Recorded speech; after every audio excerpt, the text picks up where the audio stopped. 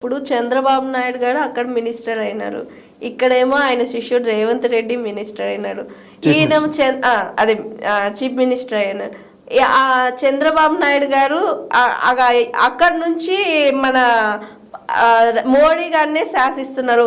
ఈ ముగ్గురు ఒక ట్రయాంగిల్ లవ్ స్టోరీ నడుపుతూ రాజకీయాలు నడుపుతున్నారని అనుకోవచ్చా? కొన్ని అంశాల విషయంలో అనిపిస్తుంది. అది వాస్తవమా కాదా అనేది ఇంకా భవిష్యత్తులో తేలుతుంది, కాలంలో డిసైడ్ అవుతుంది తప్ప ఇక్కడ ఒక తిరిగి ఇప్పుడు బీజేపీ కూడా ఏమైతుంది ఓటుకు నోటు కేసు విషయంలో బీజేపీ ఎందుకు చొరవ తీసుకోవట్లేదు అంటే ఇప్పుడు చంద్రబాబు నాయుడు ఉన్నాడు, దాని మీద ఎక్కువ తక్కువ ముందుకు వెళ్ళలేనటువంటి సిచ్యువేషన్లో కనిపిస్తుంది. అదేవిధంగా ఏమైందంటే గతంలో అదానికి సంబంధించినటువంటిది తెలంగాణలో అడుగుపెట్టనీయలే. అదాని ఇన్వెస్టర్స్ అదానికి సంబంధించినటువంటిది తెలంగాణలో రాకుండా గత ప్రభుత్వం బీఆర్ఎస్ అడ్డుకుంది. ఇప్పుడు అదాని ఎవరు మోడీకి చాలా దగ్గర మిత్రుడు, మోడీ ఫుల్ సపోర్ట్ చేస్తున్నటువంటి ఆయనకు తెలంగాణ మార్కెట్ మొత్తం అప్పగించేటువంటి చర్యలు ప్రారంభమైనాయి. ఇది చాలా ప్రమాదకరమైనటువంటి అంశం. మళ్ళీ అందుకోసమే ఇలా ముగ్గురు మధ్యలో ఈ ఎపిసోడ్ ఉంటుంది.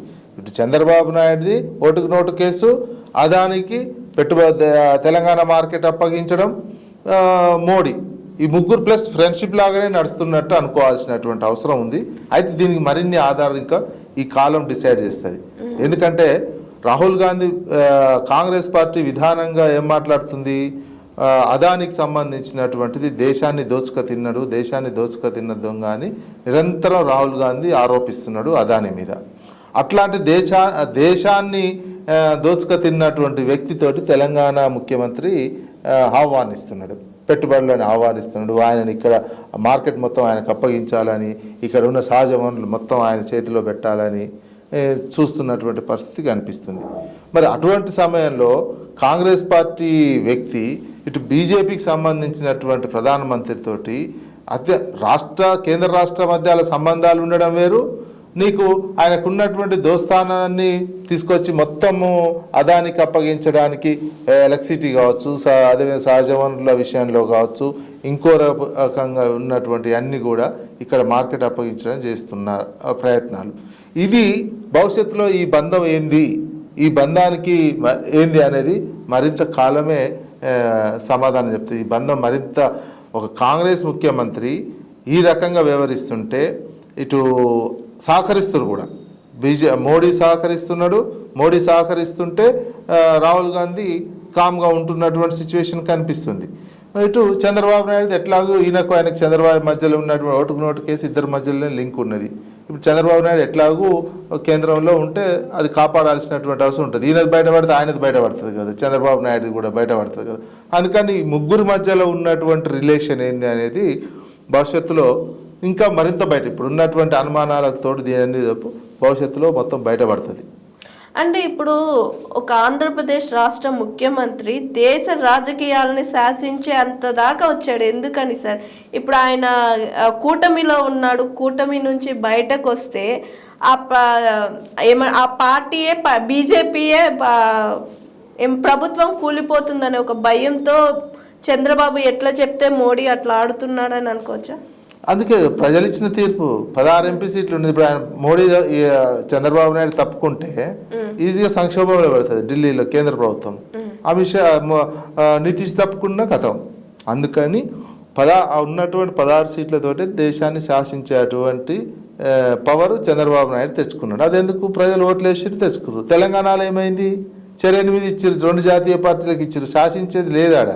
తెలంగాణకు సంబంధించిన అదే బీఆర్ఎస్కి ఏమన్నా 16 ఎంపీలు వచ్చింటే బీఆర్ఎస్ఏ శాసించే అవకాశం ఉంటుండేది. అట్లాంటి అవకాశం తెలంగాణ సమాజం కోల్పోయింది. ఓ రకంగా తెలంగాణ సమాజము 2 జాతీయ పార్టీలకు 8 సీట్లు ఇచ్చి మనం శాసించే అవకాశాన్ని కోల్పోయినాం. అదైతే ప్రజలే ఆలోచించుకోవాలి. అదే రకమైనటువంటి బాధాకరమైనటువంటి తెలంగాణకి ఇప్పుడు దేశంలో పెద్ద చోటు లేదు. పార్లమెంట్లో కానీ ఉన్నది, కిషన్ రెడ్డి ఉండొచ్చు సెంట్రల్ మినిస్టర్, కానీ అంత అస్తిత్వంతో కూడినటువంటి చంద్రబాబు లాగా కిషన్ రెడ్డి వ్యవహరించలేరు. చంద్రబాబుకి వెయిట్ ఎక్కువ ఉందా, కిషన్ రెడ్డికి వెయిట్ ఎక్కువ ఉందా అంటే చంద్రబాబుకి వెయిట్ ఎక్కువ ఉంటుంది రాజకీయంగా. అయిపోయి అక్కడనే తేలిపోయాయి మన ఉన్నటువంటి అంశం. అట్లాంటి మనం కోల్పోయినాం, తెలంగాణ సమాజం అది కోల్పోయింది. ఇఫ్ ఓ ప్రాంతీయ అస్తిత్వం ఉన్న పార్టీకే వచ్చినాయి అనుకోండి ఆ 16 సీట్లు కనుక, మా తెలంగాణ సమాజమే కింగ్ మేకర్ అయ్యేది కదా, తెలంగాణ సమాజమే శాసించే అటువంటి అవకాశం ఉండేది. తెలంగాణ అంటే అక్కడ ఎంత రెస్పెక్ట్ ఉండేది, ఇదంతా ఉండేది. ఆ రెస్పెక్టు, ఆ భయము, ఆ శాసించే కెపాసిటీని తెలంగాణ కోల్పోయింది, ఆంధ్ర సాధించుకుంది. అయితే ఎలక్షన్స్ బీఆర్ఎస్ పార్టీ ఓడిపోయినప్పటి నుంచి ఒక నల్గొండ సభలో తప్పితే కేసీఆర్ కానీ ఎక్కడ చూడాల, ఆయన వాయిస్ అయితే మ్యూట్ అయిపోయింది. ఎందుకని సార్? అంటే ప్రతిపక్షం అంటే ఇప్పుడు రూల్ చేస్తున్న పార్టీ చాలా నిందలు వేస్తుంది, ఎలిగేషన్స్ తెస్తుంది, కేసీఆర్ ఫామ్ హౌస్లో కూర్చొని మందు తాగుతున్నాడు, ఇలాంటివి చేసినా కూడా ఆయన బయటకు రాలా, మాట్లాడలేకపోతున్నారు. ఎందుకని? అది వ్యక్తిగతంగా యాజ్ ఎ పార్టీ విధానం ఎట్లుందనేది మనం చూడాల్సినటువంటి, పర్సనల్గా వ్యక్తిగా ఒకసారి వస్తారు, ఒకసారి రారు, కొన్నిసార్లు మాట్లాడతారు, స్టేట్మెంట్లు ఇస్తారు, అవి జరుగుతున్నది. యాజ్ ఎ పార్టీ విధానం, ఆయన పార్టీ అధ్యక్షుడిగా ఉన్నప్పటికీ పార్టీ ఎట్లా నడుస్తుంది, పార్టీ ఎవరితో నడిపిస్తున్నాడు, విధానాలు ఎట్లున్నాయి అనే అంశమే మనం క్రైటీరియాగా తీసుకోవాలి. వ్యక్తిగా ఒక్కో సందర్భంలో వస్తారు, ఒక్కో సందర్భంలో రారు, వ్యక్తి అంశం కాదు. ఇక్కడ బీఆర్ఎస్ పార్టీ ఉందనుకోండి, బీఆర్ఎస్ పార్టీ ఏంది, రోజు ఎట్లా ఫైట్ చేస్తుంది, రైతు బంధుకు సంబంధించింది కావచ్చు, రైతు రుణమాఫీకి సంబంధించింది కావచ్చు, ఇతర నిరుద్యోగానికి సంబంధించింది కావచ్చు, ఈ అంశాల మీద పార్టీ రెగ్యులర్గా ఫైట్ చేస్తుందా లేదా, అడుగుతుందా, క్వశ్చన్ చేస్తుందా లేదా, అసెంబ్లీలో ఈ పార్టీ ప్రతిధ్వనిస్తుందా లేదా అనేది చూడాలి. వ్యక్తిగా కేసీఆర్ అధ్యక్షునిగా ఉన్నటువంటి నేపథ్యంలో వ్యక్తులుగా రాకపోవచ్చు, వ్యక్తులుగా ప్రతి అంశం మీద మాట్లాడకపోవచ్చు, స్టేట్మెంట్లు ఇస్తుండొచ్చు, కానీ పార్టీ విధానము, పార్టీ నాయకత్వము, పార్టీలోని ఇతర నాయకత్వం ఎట్లా పనిచేస్తారు అనేది ఆ పని విధానమే మనం తీసుకొని విశ్లేషించుకోవాల్సినటువంటి అవసరం ఉంటుంది. కొన్ని సందర్భాల్లో వస్తారు, కొన్ని సందర్భాల్లో రారు, రావాల్సిన సమయంలో వస్తారనేది ఆ పార్టీ చెప్తున్నటువంటిది. ఇప్పుడు అవసరం లేదని ఆ పార్టీ అనుకోవచ్చు.